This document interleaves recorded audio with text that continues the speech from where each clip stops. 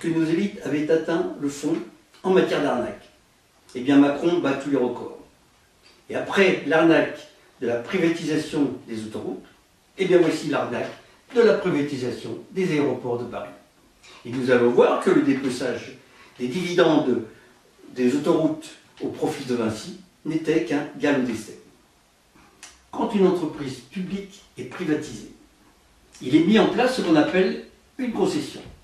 C'est-à-dire que l'État cède à une entreprise privée son droit d'exploitation, et pour une durée bien déterminée. Mais à l'issue de cette concession, l'État récupère gratuitement son droit d'exploitation. Or, pour cette privatisation, rien n'est pareil. D'une part, pour la durée, qui est extrêmement longue puisqu'elle a été établie à 70 ans, et d'autre part, à l'issue de cette concession, l'État sera obligé de racheter son droit d'exploitation, et ceci réévalué au prix de la date de reprise.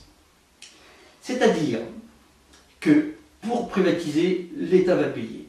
Il va se priver d'une rente et il va payer pour récupérer son dû. C'est un détroussage en règle et inédit en faveur du privé. Les actionnaires détiennent 49% des actions. Mais prétextant que les aéroports vont changer de nature avec le départ de l'État, ce même État a décidé de les indemniser jusqu'à concurrence d'1 milliard. Du jamais vu. Mais tenez-vous bien, les actionnaires conserveront tout de même leur part, puisque ce n'est qu'une indemnisation. Et cerise sur le gâteau, parmi les actionnaires se trouve Vinci. Donc nous allons donc indemniser Vinci actionnaire pour la vente des aéroports de Paris à Vinci. Alors après être sorti par la porte de Notre-Dame-des-Landes, Vinci revient par la fenêtre, gracieusement dédommagé avec les fonds publics. Alors de plus, deux conflits d'intérêts entrent dans cette privatisation des aéroports de Paris.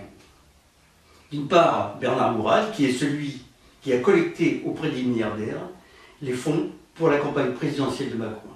Son ami intime qui l'appelle mon lapin dans le privé.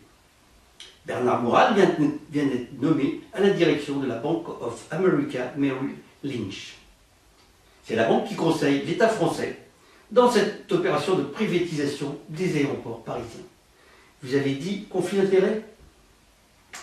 De plus, Ronan Lescure, qui de 2009 à 2017 était vice-président de la Caisse de dépôt de placement du Québec. Et puis en 2017, il a été élu député LaREM et nommé rapporteur du projet de loi Pacte qui comprend la privatisation des aéroports de Paris.